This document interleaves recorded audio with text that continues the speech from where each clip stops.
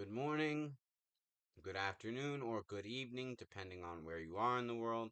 Welcome back to another episode of I've watched almost every Humphrey Bogart movie. And today in the countdown, we will go all the way from 30 to 21. So far, we've counted all the way to, well, 231 from 80, to be specific. And today we will advance the countdown another 10 more. Of course, I will also do a quick recap of all the other ones mentioned in the previous videos. If you've not checked out any of those, I have created a playlist for this series that you can find on my channel. Please check it out. That way you can catch up on the countdown ahead of time. And of course, I hope after this episode is completed that you will stay tuned for the next two final episodes where we crack the top 20 to number 1. Now, without further delay, let's get into it.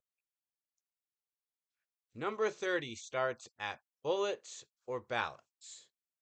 At first, when I saw this title too, I misread, misinterpreted, misunderstood it, and thought it was actually like ballets. But then eventually I realized no, ballet would be spelled with an E at the end, not an O.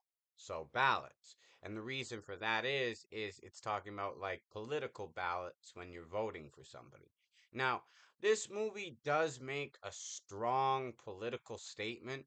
Bogart plays a really hard, aggressive character.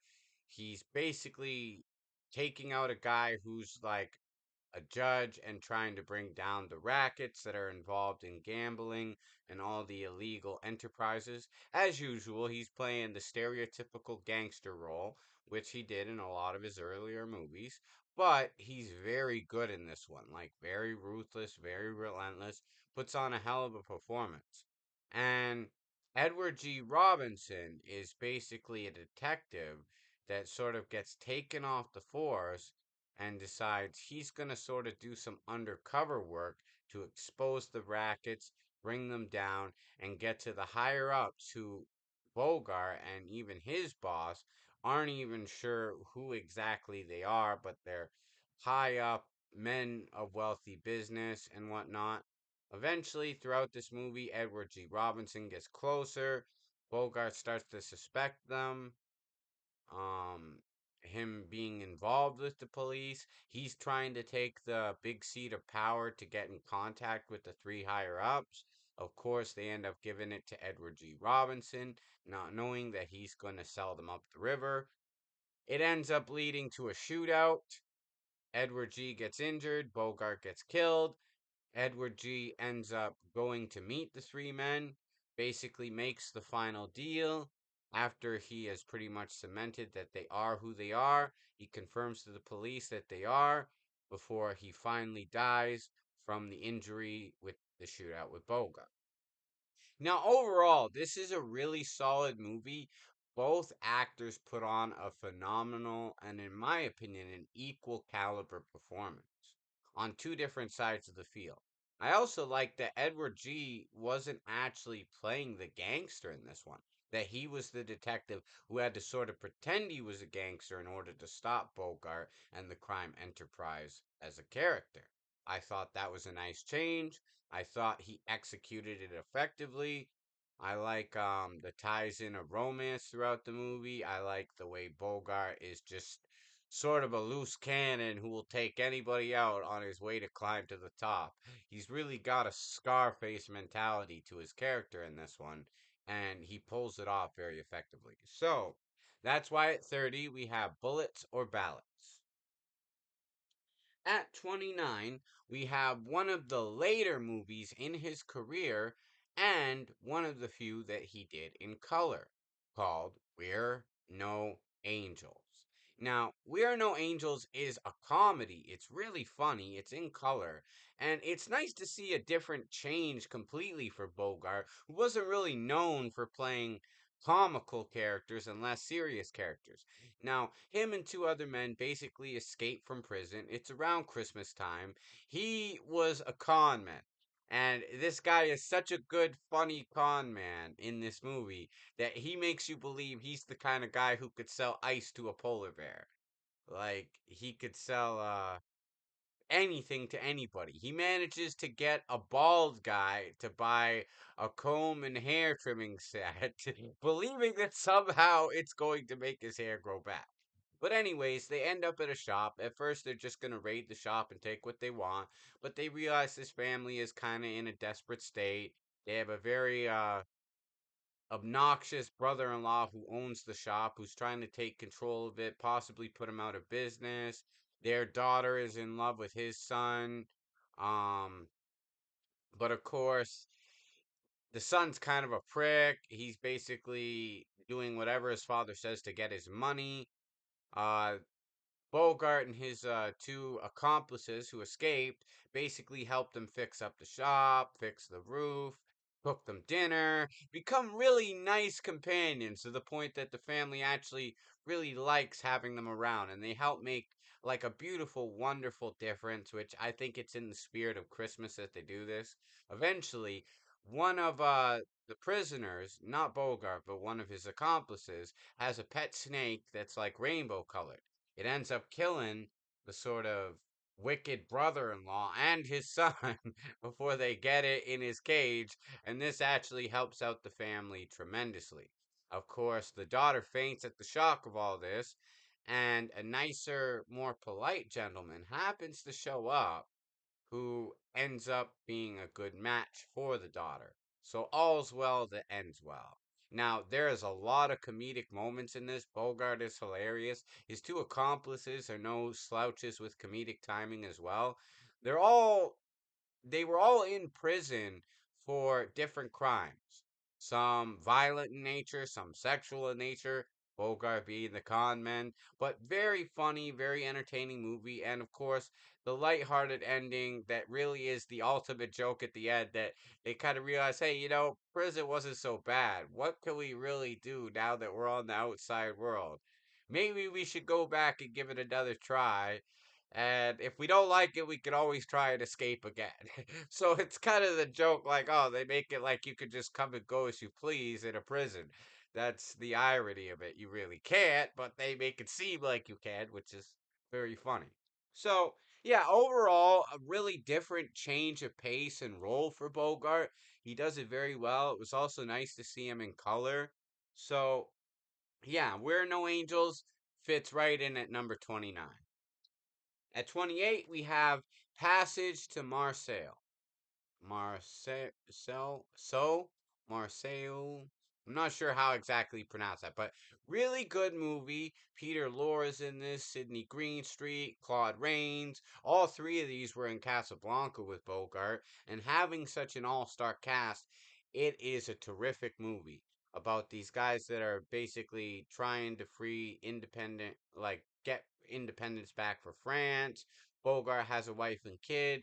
Claude Rains meets a reporter. He tells him the tale of how they all ended up at this base, how Bogart became the pilot, who ends up dying at the end, very tragic, and doesn't get to deliver the final message. Um, what is amazing about this story, though, is during the passage when they escape from jail to go and fight and liberate France. This is when Sidney Greenstreet, who has allied himself with the Germans, basically turns on them.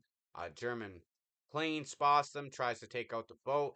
In which case, Peter Lorre is killed. Humphrey Bogart pulls some amazing, like, bravery with a machine gun turret and takes out the plane, and really really great movie. There's really a lot of sad casualties in the boat fight, but it really brings it home that these were really honorable characters, really great soldiers who, especially after all they had gone through just to escape from prison to go to fight and liberate their country again, were really wonderful honorable men. And of course, very sad ending with Bogart getting taken out, knowing he'll never get to make it back to his wife and kid. But overall, really great movie. I really enjoyed that one. Um, I think that might be one of the best war movies he did for sure. Definitely one of the best. And just to have such an all-star cast in it, it really elevated the overall film from the performances of each individual in it. So yeah, that's why Passage to, I'll just say Marceau, falls in at number 28. At 27, we have The Enforcer, where Bogart plays a lawyer. They've got a protective witness in custody who has helped out this mastermind of a criminal organization. He's basically been running a hitman business. They've killed everybody who has ties in with it. They're basically trying to nail this guy. And of course, during the process of getting this guy to try to finally spill his guts, he's freaking out. He's all panicky. He believes that the guys are going to come and kill him, and there's nothing the police or Bogart could do to stop it. They actually attempt an assassination. He does survive it, but then he's so afraid he tries to escape out of the bathroom window and ends up falling to his death. This forces Bogart and the detective on the case to try to reevaluate the case and see if there's any loose ends they might have missed that could serve as a material witness. Eventually, it leads them to backtrack through the beginning of this case when they first were trying to find a defense against this guy to take him down versus leading up to the now when they realized there was a girl they had missed all along who actually could identify the head mastermind behind it all and put him behind bars. Of course, his men are trying to take him out. Bogart manages to get to her first and saves her, and it pretty much ends with you knowing they're going to get this guy after all. And overall, especially for a later movie, Bogart is on the ball. He's really nailing that performance out. He really is the hero of the story, not even an anti hero or a villain. And he's very, very effective as this lawyer trying to dig up all the dirt to take down the boss of this hitman run organization. And everybody else, as far as supporting characters, I can't really think of the actors who were by name, but they all put on very great performances, which just further amplified the overall status of this film in my ranking category. At number 26, we have the cult classic and ironic comedy Beat the Devil. Now, when I first saw this movie, it was the weirdest one of all of Bogart's. I really didn't understand it. I thought it was supposed to be taken seriously, and that's why I missed the point entirely. Once I actually realized it was supposed to be a comedy, it was written by Truman Capote. They have a lot of Bogart's familiar co stars in this movie. They have Peter Lorre, Robert Morsley. Um, the one lady, she's a very beautiful Italian actress who went on to do a lot of things. I might butcher this name, so bear with me. Her name is Gina Lolo Brigida. She is stunning in this movie. There's also another actress. Hold on. Let me look this up so I get the information accurately. I believe her name is Jennifer Jones, who plays the really funny, silly, goofy woman who's very superstitious. She's wild, she's crazy. She falls in love with Bogart, and it sort of ends up like all the women are competing for Bogart's attention, which just really makes him the man in this movie. Now, they're all on their way to acquire mineral deposits for uranium in Africa. There's a whole shady scheme going on. The husband of Jennifer Jones's character is kind of an uptight Englishman, very proper. He basically gets informed of their dishonest interest. They've already killed a guy. There's a shady guy who helps this group with Bogart just sort of acting as almost like a real estate legal investor in this. So he's kind of on the outside of the criminal organization. But because they sort of have him in the back pocket, he has to do what they say. The husband of Jennifer Jones discovers all this and basically tries to blackball them, report them to the British authorities, in which they have the Galloping Major, as they call him, who works for this criminal organization as the hitman, take him out.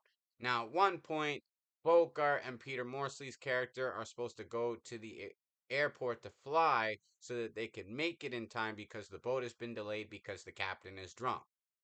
This becomes a very common reoccurring joke throughout the movie that is very funny. The scenes with the first mate basically making remarks about how drunk the captain is become very funny staples throughout it. So yeah, they're about to go to the airport and then the car ends up going over the cliff. Of course, it was breaking down, so they were forced to push it. So Bogart and Peter Morsley's character end up surviving, but then Jennifer Jones, who's in love with Bogart, has a hysterical breakdown. Gina's character goes into a deep shock, and that's when they reveal to Chelms, Jennifer Jones' husband, that all this shady stuff is going on because they think he's rich, so they're gonna try and recruit him. Of course, he's not interested, and he's gonna try and sell them up the river, which is why they have the galloping major killed. Now, he basically escapes, Chelms, I mean, and then the boat gets into an accident because he sabotages it when they finally do get on the boat and head to Africa. So they end up on the shores where they're arrested by Africans who basically cut a deal with Bogart to embezzle money and sort of blackmail Peter Morsley's character. They think, okay, well, that's what's necessary. They go back. Bogart makes a nice cut out of it. And then, of course, a Scotland Yard detective comes investigating somebody that the Galloping Major had killed in England before they had arrived there. And what happens is this. Basically, Jennifer Jones spills her guts, whether intentionally or unintentionally. It's kind of a mix of both, and they all go down. Bogart ends up not making that much money as he had hoped, but then the ironic twist, which has Bogart laughing at the end, is that Chelms made it to the spot in Africa and bought the uranium deposits himself. But he's got a terrible chill on his liver, so he hopes his wife will bring him his hot water bottle, which is a treasured possession for him, and he will forgive her. And then Bogart laughs. It's sort of a funny joke of an ending. Very funny comedy once you understand it's a comedy. Didn't do that well at the box office. Bogart's own production company, which he was the first actor to really have his own production company, lost a lot of money on this, so he was disappointed. He was also in an accident which knocked out several of his teeth, and his several of his lines actually had to be redubbed by Peter Sellers, who was basically impersonating Bogart's voice on record. So really funny, good movie. Became a cult classic because it wasn't appreciated in its time, but overall, it's a really solid comedy, and especially because Bogart didn't do a lot of comedies, this one is probably one of his best for sure. At 25, we have The Harder They Fall, Bogart's final and very iconic role as a sports writer who basically helps this guy who's a boxer. He's from South America. He doesn't really know English that well. He's basically getting pushed around. Doesn't know how to fight. He's just big. So they're just marketing him as this big giant who can win fights. Rod Steiger plays sort of the manager, the boss above this. They bill him up as this big giant who can beat anybody. They basically pay the other fighters to take a dive. Eventually, the fighter from South America doesn't want to do it, but he's friends with Bogart's character, who's very supportive and kind towards him.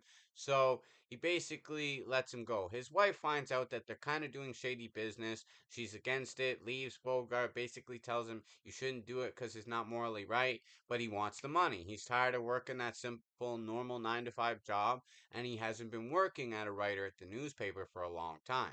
So he's really trying to make up for the losses.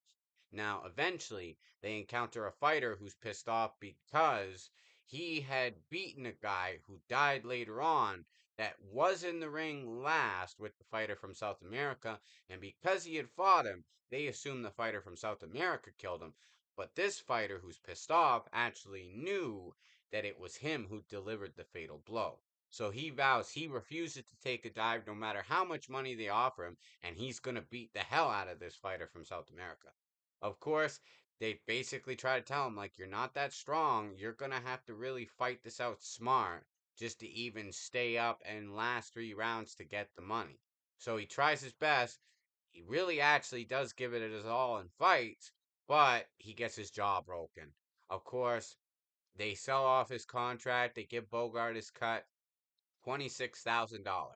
But the fighter's only going to get $41.70 or something. And Bogart is outraged. He's about to fight all these guys in the room because he's just enraged that they use this fighter to line their own pockets and they're just going to chuck him away to the next manager with his jaw fucked up for nothing. So he basically helps the fighter escape and decides morally that the right thing to do is to give him the 26,000 so at least the fighter can go back to his family in South America with something. Of course, Rod Steiger and his goons have ties to gangsters and the mafia organization, so they show up at Bogart demanding him to pay him back. And basically saying, like, we'll get you. And then, of course, Bogart has to stand up to them and say, like, no, I'm going to write an article that's going to expose this entire crooked boxing organization. And if you keep harassing me, I'm going to name you directly at the forefront of this scandal. So it forces them to retreat. And Bogart types up his article, really understanding the moral ground of what he needs to do, and he makes up things with his wife, with the fighter happily returning to South America with a good chunk of money in those days. 26,000 with inflation was actually quite a good amount back then. Not as much as maybe the fighter deserved because they cleared 1 million at least at the box office for the final fight, but 26,000 is better than $41.70 for sure. So yeah, that's why, especially for his final role, he pulled no punches. It was getting very difficult for him to act. His eyes were watering a lot, according to Rob Steiger, in between filming the scenes. He really knocked it out of his park, and he went out as a real legend for his final role. So that's why, yeah, it definitely deserves 25. At 24, we have a very interesting movie called The Left Hand of God, which is another one that's in color, and this one is a fantastic role. Right from the beginning, I knew this movie was going to be special and it was going to be incredible because Bogart plays a priest, but he's got a gun and he's badass and he does martial arts to beat up this bandit at one point. Then, at one point, because he's the priest, he basically gives the sermon in English, and obviously, he probably had to be coached to be able to pronounce the Chinese version, but he reiterates the same sermon in Chinese, which was amazing to watch him do.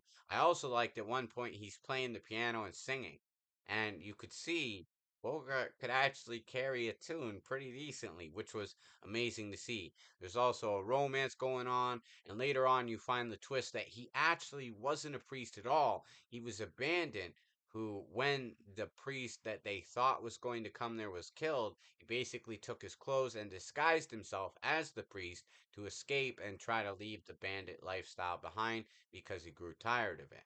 Eventually, the king of the bandits comes hunting for him. They have a dice game in which if Bogart wins, he's sort of praying to God that he will win, and God grants his prayer, which is kind of amazing. I think that's the whole left hand of God analogy at work. He wins the dice game, so the bandits are forced to retreat to honor their code of respect, and the village lives happily ever after. Bogart, of course, makes peace with the woman he loved, although they can't be together, and in the end, the church even forgives Bogart, realizing that all in all, for what he did for these people, God really had sent him there for a purpose, whether he was a priest or not. So, great movie. And that's why The Left Handed God falls in at number 24. Number 23. This was actually the second last Bogart movie that he had ever made, The Desperate Hours. Now, Bogart plays a crook, very similar to the kind of role he played in The Petrified Forest, but he is ruthless. He is raw. He is rugged. Him and his two companions basically hold this family captive. They're trying to get some money from a girl sent to them. Everything is, kind of going up and down throughout these couple of days. Eventually, the police, who are still trying to track down Bogart and his accomplices who have escaped from prison, get closer and closer. And as time gets nearer, everything becomes more and more desperate. Bogart's one accomplice is his brother, who basically decides he's going to try and make a break and leave them behind with whatever dough he's got to go out on his own. Now, what's crazy about that is Bogart's brother gets killed through this, and it leaves him and the wild and crazy, ruthless guy who's just a drunk, sort of dumb, really crazy fucker overall. And he ends up getting shot at the door. He believes that the guy he's held captive's been given a gun by the police. When he searches him, he takes it, thinking he's got a gun. Of course, later on, when he goes to get the other money for him, so Bogart can make an escape, he gets another gun that Bogart doesn't know about. So they end up in a shoot off. The guy at the house basically refuses to kill Bogart because he doesn't want to be like him. Bogart, thinking he's got the draw on him, does draw first, but then he quickly finds out the gun is empty, so it's useless. So he knows that he's pretty much trapped in the situation. Now, while the father, the man of the household, doesn't have the guts to kill him, he basically forces him to leave and fires off at the wall until Bogart has no choice to leave because he might kill him by accident if he doesn't. So, knowing he's got to make a break for it, he throws his gun at the searchlight to blind it and tries to run across the lawn to escape, where he gets shot down just like that. And the whole movie, it builds up the tension so well. The visual scenery of the filming and the cinematography is wonderful in this movie. It's shot in black and white, but it really is still a monumental growth from the early first Bogart movies where the quality may not have been so good, like Holy Terror and Up the River, to where we get here with Desperate Hours, where even though it's in black and white, the cinematography, the film quality is top notch. And this movie overall is dynamite. Like, it seems like Bogart really just kept making better and better movies as his career went on. And even in the end, when his health was starting to go downhill, he still was going out guns blazing on top. So that's why The Desperate Hours falls in at number 23. At 22, we have one of the few examples of a sort of horror suspense thriller with Bogart, a movie called The Two Miss Carols. Now, Bogart is an artist, he's a painter, and basically, while he's on a vacation with a love affair in Scotland, rainy Scotland, it's raining, they're fishing, he basically slips up and the girl finds a letter to his wife. He basically wanted to ask her for a divorce because he had fallen in love with this other woman. At which time he started working on a painting for the woman that was his wife, sort of what would be his masterpiece, and he's slowly been poisoning her with milk. So he kills his first wife, the first Miss Carroll, and he does actually make up with the other woman who becomes the second Miss Carroll on the promise that my wife died, it's over anyway, I was gonna leave her and divorce her, I only love you and want to be with you. So, his daughter, who he had always been close with, she loved her mother, but she eventually accepts the new Miss Carroll as her new mom. They form a good bond. Of course, Bogart's painting of his first wife he calls the Angel of Death. It's very eerie, gothic, kind of scary looking, to be honest. Which is why I say this movie really has some real horror elements to it. But then there's a socialite who basically at first her and her mother request Bogart to paint her portrait, and he doesn't really want to, but then the way she kind of seduces him and charms her, he starts to fall in love with her. They start to have an affair as well, in which case he's about to make her the third Miss Carroll and starts poisoning the second wife. Now, what helps save the second Miss Carroll is the fact that her ex lover was a lawyer. He was also good with the police. He started to suspect something. He basically realizes that something's going on. He gives the second Miss Carroll a gun to protect herself. It gets to the point where a standoff occurs and Bogart is about to kill the second Miss Carroll, strangling her because she dumped out the milk out the window, which would have been the final dose that would have pushed her over the edge and killed her. But she got wise. So needing another plan to kill her as quickly as possible because he promised his other affair that he would go off to be with her. There is a newspaper of somebody who has been strangling people, and that basically becomes his plan of action is to strangle the second Miss Carroll and claim that it was this strangler that the police want at large. Of course, the police show up, they stop him. He basically can't go through with it at the last moment because, in a way, he's kind of a cowardice.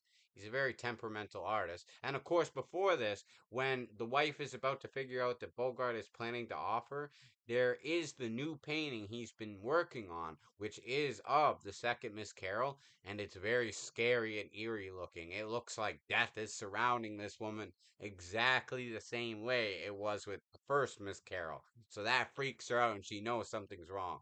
So the police come though after all this happens and they're about to arrest Bogart. And basically, in a last ditch effort to try and get away, he's like, would you gentlemen care for a drink? Perhaps a glass of milk? So he's still up to his same tricks. He's diabolical and ruthless to try and get out of this. So obviously the police are like, fuck that. And they just take him away. But overall, I really like this. Like, considering horror, suspense, thriller wasn't Bogart's normal area expertise, he was phenomenal in this role, and I really enjoyed the fuck out of this movie, which is why I put the two Miss Carols at number 22. And for the final movie of today, we get to 21 with Dark Passage. Now, this movie was actually very underrated in my opinion. It didn't do so well at the box office, but I consider it a fantastic performance. It was the third movie he made with his fourth wife, Lauren Bacall, who puts on a great performance. Bogart is phenomenal in this, and of course, there is also a supporting role by Agnes Moorehead, who played Samantha's mother in Bewitched and was also in The Bat with Vincent Price. And she is great in this movie. She plays a crazy obsessed woman who like basically had Bogart sent to prison in the first place because she wanted to take him from his wife who basically was framed for killing and got sent to prison. He manages to escape, changes clothes. Lauren Bacall, who had been following the trial and believed he was innocent, helps him out. He goes, he sees a friend. He meets a cab driver who's going to hook him up with a plastic surgeon to change his face. So, for the first good chunk of the movie, you never see Bogart's face. And then when you do see him walking around with visual scenery, it's all bandaged up. It's not until the operation has been a complete success that it reveals Bogart's face. But you see altered images of Bogart in the newspaper. And it's such a great movie, the way he has to basically try to get Agnes to admit it. She jumps out the window to not turn herself in which he has to flee. He basically contacts Lauren Bacall to come meet him. They meet, they get together in another place and escape together and live happily ever after. It's wonderful. It's a dark passage they have to go through, but they make it safely. And that's why, overall, with this movie, what I really loved and I noticed was this was probably one of the key inspirations for the Tales from the Crypt episode, along with the movie Dead End, because they both have this concept of Bogart changing his face to his face. And even the character remarks, like in the Tales from the Crypt episode, you made me look like Bogart. And it's kind of funny because in two examples of this, two movies, it was somebody else whose face got plastic surgery to look like Bogart. And it actually is Humphrey Bogart. So very funny irony, and I think that definitely was an inspiration behind that episode of Tales from the Crypt. But yeah, overall, I really love this movie, and I think it was totally underrated and misunderstood for its time. But I definitely think like it is such a good movie. I love Dark Passage. That's a movie I would love to rewatch again, even. So that's why I put it at 21. Now, to conclude this episode, we will basically do a recap of the countdown so far. I'm sure in the previous episodes you pretty much heard the description of all of these already. So I'm just gonna go try and go as fast as I can. Lightning sort of speed, just number, name, and go through them all as quick as I can. So 80, we have the television version of The Petrified Forest. 79, you have You Murderer. 78, The Love Lottery. 77, Two Guys from Milwaukee. 76, Women of All Nations. 75, Body and Soul. 74, A Devil with Women. 73, Always Together. From the ones I've actually seen, although I have seen 79 and 80 for the record, just so you know, I have seen those as well. But of the actual official films of Bogart, it starts really at 72, where he had a real major, or at least starring role in it. So we have Midnight, aka Call It Murder, when it was changed because he became a bigger star. 71, A Holy Terror. 70, Swing Your Lady. 69, The Return of Dr. X. 68, Love Affair. 67, Men Are Such Fools. 66, Thank Your Lucky Stars. 65, Bad Sisters. 64, Two Against the World. 63, Up the River. 62, Big City Blues. 61, Three on a Match. 60, Virginia City. 59, Iowa Fury. 58, Racket Busters. 57, Crime School. 56, Action in the North Atlantic. 55, China Clipper. 54, San Quentin. 53, Across the Pacific. 52, Dead End. 51, Brother Orchard. 50, The Oklahoma Kid. 49, Invisible Stripes. 48, You Can't Get Away with Murder. 47, The Great O'Malley. 46, King of the Underworld. 45, Stand In. 44, Kid Galahad. 43, It All Came True. 42, Battle Circus. 41, The Amazing Dr. Clitterhouse.